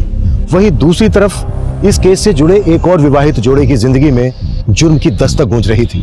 लेकिन उस वक्त हम इस बात से बिल्कुल अनजान थे। हमारा पूरा ध्यान आलोक और हरीश के कातिल को खोजने में था। सर, हरीश भटनागर के अकाउंट में आलोक के मर्डर के तुरंत बाद 40 लाख रुपए ट्रांसफर किया गया था और यह अमाउंट किसी डॉक्टर वाधवा के अकाउंट से ट्रांसफर हुआ था सर। जाहिर सी बात है, डॉक्टर वाधवा ने इतना सारा पैसा कोई केस लड़ने के लिए तो ट्रांसफर किया नहीं हो। वकील और डॉक्टर लाखों की हेराफेरी कर हरीश के अकाउंट में ट्रांसफर किया और फिर आलोक के मर्डर के तुरंत बाद डॉक्टर वाधवा ने भी 40 लाख रुपए हरीश के अकाउंट में ट्रांसफर किया। सर, जरूर ये हरीश किसी बड़े रैकेट का हिस्सा है। हरीश तो अब रहा नहीं। चलो डॉक्टर वाधवा से सवाल करते हैं। देखिए सर, मैंने कुछ नहीं किया है, मैं आपके कोई सवाल का जवाब नहीं दूंगा। पहले मुझे अपने लॉयर से बात करनी होगी। लेकिन कैसे बात करेंगे आप? आपका लॉयर तो मर चुका है हरीश, जिसके अकाउंट में आपने 40 लाख रुपए ट्रांसफर किए थे। देखिए, मैं किसी हरीश को नहीं जानता, मुझे जाने दीजिए, मुझे देर हो रही है, मुझे क्लिनिक जाना है। आप ENT स्पेशलिस्ट है ना, नाक कान और गले के डॉक्टर? राइट। मतलब मैंने अगर आपकी नाक तोड़ी, कान मड़वा, गला दबाया तो आप अपना इलाज खुद से कर लेंगे? देखिए, आप ऐसा कुछ नहीं कर सकते मेरे साथ। करने को तो मैं बहुत कुछ कर सकता हूँ डॉक्टर, मर्डर का मैटर है। और यकीन मानो, अगर आपने हमारी मदद नहीं की तो डॉक्टर से सीधा मरीज बनाकर छोड़। सर, एक लड़की मुझे ब्लैकमेल कर रही थी, कह रही थी अगर मैंने उसे पैसे नहीं दिए तो वो पुलिस में जाएगी और मुझे एक झूठे रेप चार्जेस में फंसा देगी। वो लड़की मेरे क्लिनिक में मरीज बनकर आ गई और साथ में छुपाकर कैमरा भी लाई थी। फिर मैं थोड़ा सा बह गया था। फिर उस लड़की की रिपोर्टर दोस्त था धमकी, उस लड़की का पूरा गैंग है, रिपोर्टर, गुंडे, ये सब मिलकर काम किया करते हैं। फिर अगले दिन एक आदमी ने मुझे फोन से ब्लैकमेल किया। देखिए, अगर पुलिस कंप्लेन हो गई तो मेरी बहुत बदनामी होगी। प्लीज कुछ ले दे के बात खत्म कीजिए ना। चल ठीक है, 60 लाख निकाल और अपनी इज्जत लूटने से बचा ले। 60 लाख? अरे 60 लाख देते देते मैं पूरा लूट जाऊंगा, बर्बाद हो जाऊंगा। देख भाई, इज्जत और जान एक बार जाए तो फिर वापस नहीं आते। चल तेरे लिए फाइनल ऑफर 40 लाख। कौन थी वो लड़की? और जिस आदमी ने तुम्हें फोन पे ब्लैकमेल किया, उसका नंबर है तुम्हारे पास? सर, ना ही मैंने उस लड़की को पहले कभी देखा है और ना ही उस बंदे का नंबर है मेरे पास। तुमने अभी हमें बताया कि उस लड़की के गैंग में कोई रिपोर्टर भी है? जी हाँ, एक लड़की रिपोर्टर है और साथ में कैमरामैन भी। आप बता रहे थे किसी न्यूज चैनल के लिए काम करते हैं। कौन सा न्यूज चैनल? सर, कोई स्पीड न्यूज चैनल बता रहे थे। तुम्हारे क्लिनिक में CCTV तो होगा? हाँ।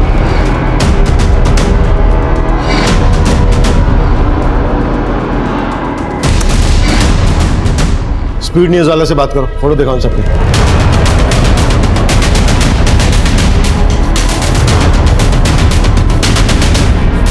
सर, ये फोटोज मैंने अपने पूरे स्टाफ को दिखाई। इनमें से तो हमारे यहाँ कोई भी काम नहीं करता और ना ही इनकी फोटो हमारी प्रीवियस स्टाफ रिकॉर्ड्स में से किसी से भी मैच करती। डॉक्टर वाधवा और बिल्डर केसवानी, दोनों के केस में मुझे एक ही पैटर्न लग रहा है। दोनों को लड़कियों ने सीड्यूस करके अपनी ओर आकर्षित किया और फिर ब्लैकमेल किया। और ऊपर से डॉक्टर वाधवा और बिल्डर केशवानी, ये दोनों ही काफी नामी और पैसे वाले लोग हैं सर। राइट। मुझे लगता है गैंग रिसर्च करके पूरी प्लानिंग के साथ हनी ट्रैप का जाल बिछाता होगा। सर, हो सकता है इस रिपोर्टर और कैमरामैन के साथ आरती भी मिली हुई हो। हमें इन तीनों तक जल्द से जल्द पहुंचना होगा। शायद इनसे हमें आरती के बारे में कोई लीड मिले। पता नहीं आरती जैसी और कितनी लड़कियां होंगी जो इस गैंग के लिए हनी ट्रैप का काम करती होंगी। मीरा, इतनी टेंशन क्यों ले रही हो? इसमें कुछ भी गलत नहीं है। तुम इतनी हैरानी से क्यों देख रही हो? देखो, तुम्हारी फ्रेंड तुम्हारी मदद लेके एक स्ट्रिंगी तो कर रही है ना, ये तो अच्छा है। एक गलत आदमी इस दुनिया के सामने आएगा और देखा जाए तो ये एक तरह से समाज सेवा है और इसी बहाने हमारे कुछ पैसे भी बन जाएंगे। अभी तुम्हें आइडिया है ना कि इस स्टिंग में मुझे यानी तुम्हारी बीवी को क्या क्या करना पड़ सकता है? और अगर इस महीने इस घर का रेंट नहीं दिया ना तो हमारे साथ क्या क्या होगा मुझे ये भी आइडिया है। सर, हिसार, कानपुर और फरीदाबाद में भी इस तरह के केसेस हुए हैं जहां पर पहले लड़की ने रेप का चार्ज लगाया और फिर अपना केस वापस ले लिया। और सर, जिन जिन लोगों के नाम इन केस में उछाले गए थे वो काफी नामी ग्रामी लोग थे, या तो कोई बहुत बड़ा बिजनेसमैन था या फिर वेल नोन प्रोफेशनल, जैसे कि बिल्डर केशवानी, डॉक्टर वाधवा। क्या इनमें से किसी केस में आरती इन्वॉल्व थी? नहीं सर, इन सभी केसेस के इंचार्ज को मैंने आरती की फोटो भेजी थी, लेकिन उनमें से किसी ने भी आरती को नहीं पहचाना। क्या इन लड़कियों में से किसी का लॉयर आलोक मेहरा या हरीश भटनागर था? नहीं सर, लेकिन एक लॉयर था सर जो इन सारे केसेस में कॉमन था। कौन? शेखर शर्मा, आलोक मेहरा का दोस्त। बगल में छोरा और हम पूरे शहर में ढिंढोरा पीट रहे हैं। अभी शेखर को पीटते हैं।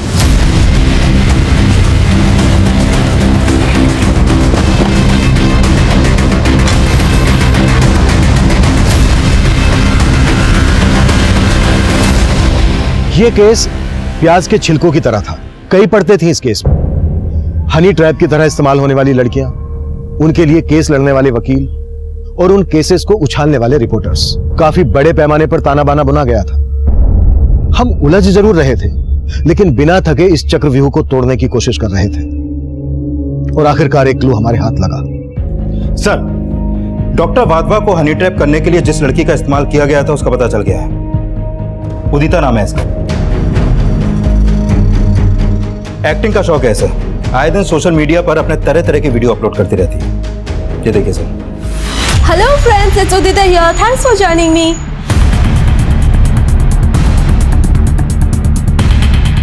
मैं छोड़ूंगी नहीं आप लोगों को। आपको पता नहीं सोशल मीडिया पे मेरे कितने फॉलोअर्स हैं। सारे वीडियोस वायरल होते हैं मेरे। बदनाम कर दूंगी आप लोगों को।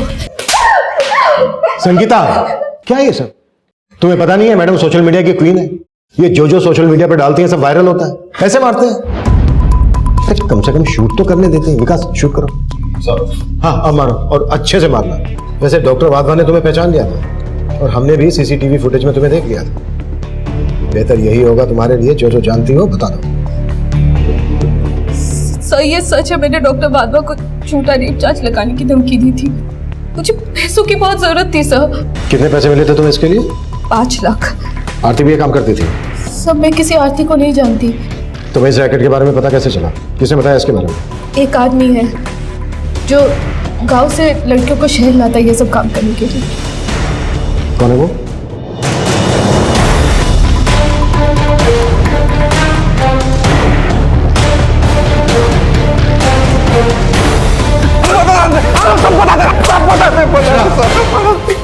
सबसे पहले ये बता कि तेरे गैंग का अगला शिकार कौन होने वाला है? मैं कम इन सर? कम इन।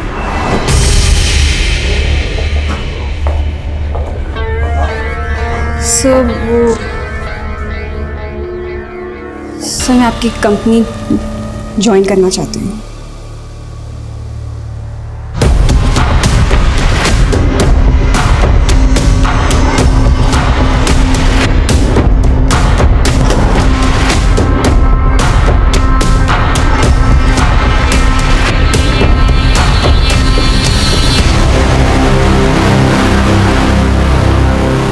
हाँ ठीक है। आगे से यू टर्न दो, फटाफट।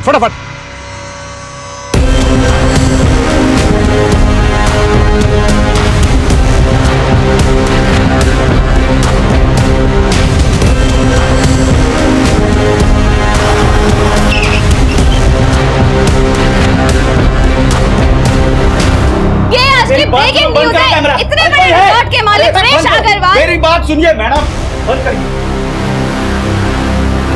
Relax madam, relax. अब आप ब्रेकिंग न्यूज नहीं दिखा पाएंगे क्योंकि आपकी ब्रेकिंग न्यूज बनेगी। Sangeeta. Yes sir. But sir, चलो सर। चलिए।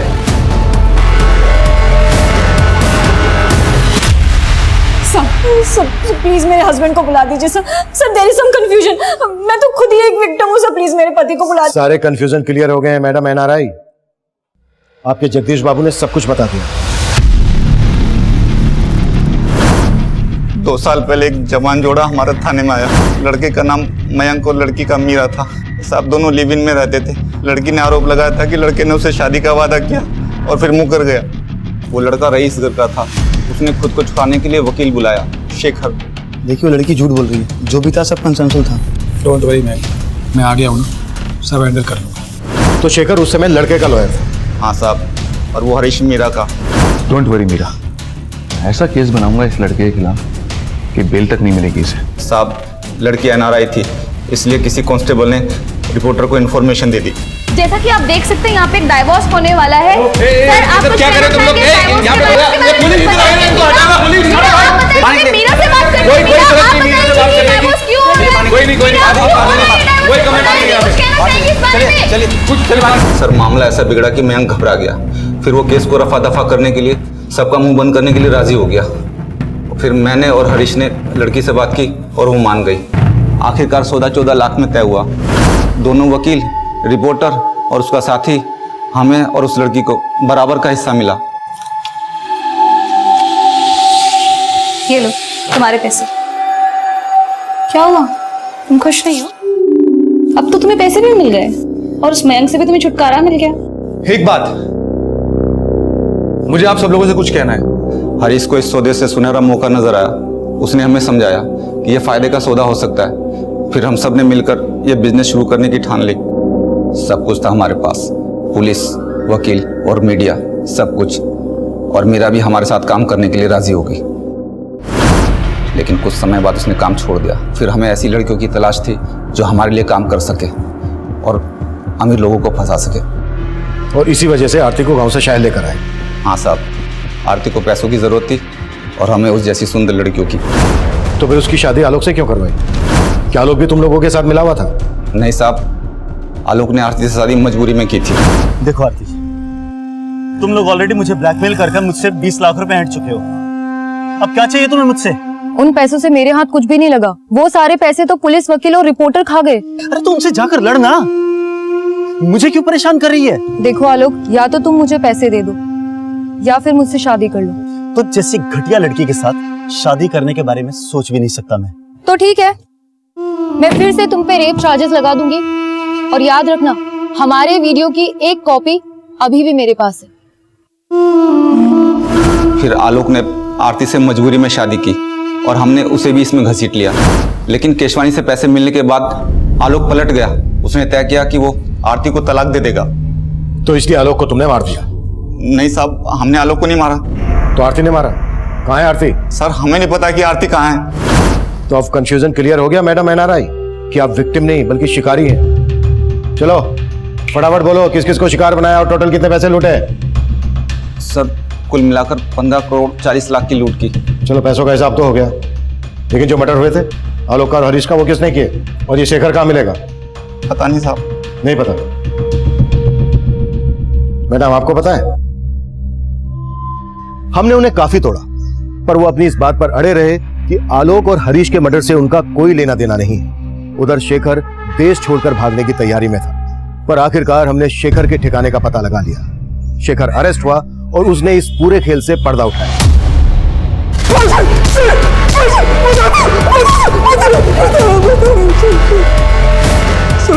जगदीश झूठ बोल रहा है। मेरे और हरीश के साथ वो भी शामिल था आलोक के मर्डर में। आरती का फोन आया था, कह रही थी कि आलोक उससे तलाक लेना चाहता है। समझाना पड़ेगा उसे। कोई फायदा नहीं है। मैंने बात की थी आलोक से, मानने को ही तैयार नहीं है। बोलता है कि अब साथ नहीं देगा हमारा। अरे वो तो पुलिस में जाने की धमकी दे रहा था। बड़ी मुश्किल से शांत किया उसे। लेकिन हमेशा के लिए शांत नहीं रहेगा वो, बल्कि हमें उसे हमेशा के लिए शांत करना पड़ेगा, वरना हमारे अच्छे खासे बिजनेस की बैंड बजा देगा वो।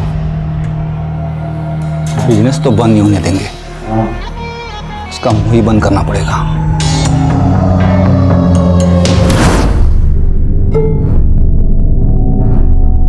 सर उस रात आरती ने जगदीश को बता दिया था कि वो आलोक के साथ जा रही है, इसलिए हम लोग पहले से उस रास्ते पे जाके खड़े हो गए।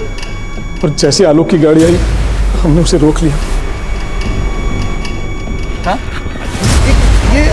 देख तेरे सामने ये समझने वाला है नहीं, तुझे ढाल बना के सब कुछ तेरे ऊपर डाला है। हम इसे समझा के आते हैं, तब तक तू गाड़ी में बैठ, ठीक है ना? आज फाइनल करके आएंगे। उसके बाद सर हमने आलोक को मनाने की बहुत कोशिश की, लेकिन वो नहीं माना। इसने, मैंने, जगदीश ने और हरीश ने मिलकर उसे मार दिया सर। लेकिन हरीश को क्यों मारा? हरीश ही हमारे प्लान का मास्टरमाइंड था। सारा का सारा पैसा उसी के अकाउंट में जाता था और उसके बाद हमें हमारा शेयर मिलता। आलोक ने भी पैसा उसी के अकाउंट में ट्रांसफ़र किया था। आलोक की मौत के बाद जाहिर था कि आप लोग हरीश तक भी पहुंच जाते, इसलिए जगदीश ने बोला कि उसे भी मार दो।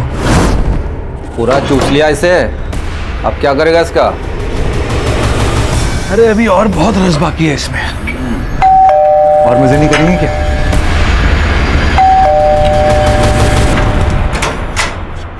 अरे तू है, आजा।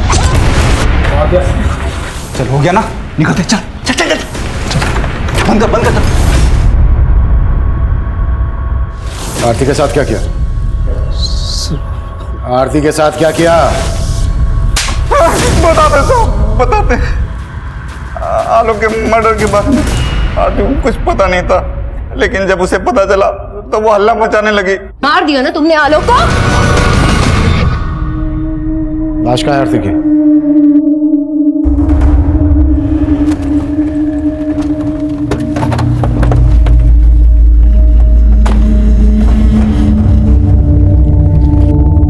संगीता।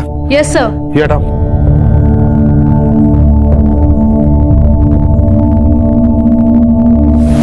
कांस्टेबल जगदीश और वकील शेखर पर आलोक, आरती और हरीश के मर्डर के चार्जेस लगाए गए और साथ ही उन पर रिपोर्टर गीतिका और कैमरामैन दीपक पर धोखाधड़ी के चार्जेस लगाए गए। फिलहाल गीतिका और दीपक जमानत पर बाहर है। ये केस हमारे लिए बेहद चौंकाने वाला था। सबसे हैरानी की बात यह थी कि जवान लड़कियों के अलावा हनी ट्रैप के इस रैकेट में पुलिस से लेकर वकील और जर्नलिस्ट जैसे प्रोफेशनल्स भी शामिल थे, जिन्हें क्राइम के खिलाफ लड़ना चाहिए था, वही क्राइम कर रहे थे। इस केस में हनी ट्रैप के झांसे में फंसे हर शख्स को कहीं ना कहीं दस्तक जरूर मिली होगी, लेकिन हवस के मारे उन्होंने उसे अनदेखा किया। इस केस में सबसे बड़ा विक्टिम था आलोक मेहरा, जिसे अपनी जान गंवानी पड़ी। आरती ने आलोक पर जब शादी के लिए दबाव बढ़ाया था, दरअसल आलोक को तभी सतर्क हो जाना चाहिए था। आरती और उसके गिरोह की ब्लैकमेलिंग के पीछे छुपी जुर्म की दस्तक को समझ जाना चाहिए था। अगर ऐसा होता तो आलोक जुर्म की दलदल में धंसने से बच सकता था। इस केस को आप लोगों के साथ शेयर करने का हमारा मकसद यही है कि पीड़ित के अंजाम से सीख लें और अपनी जिंदगी को सुरक्षित बनाएं। अब मैं सीनियर इंस्पेक्टर अभिमन्यु जिंदल आप लोगों से विदा लेता हूं। आपसे फिर मुलाकात होगी एक नए केस के साथ। क्राइम पेट्रोल दस्तक, मकसद बताना नहीं, बचाना है। क्राइम पेट्रोल के और भी दिलचस्प कहानी देखने के लिए हमारे चैनल को सब्सक्राइब करें और बेल आइकॉन दबाना न भूलें।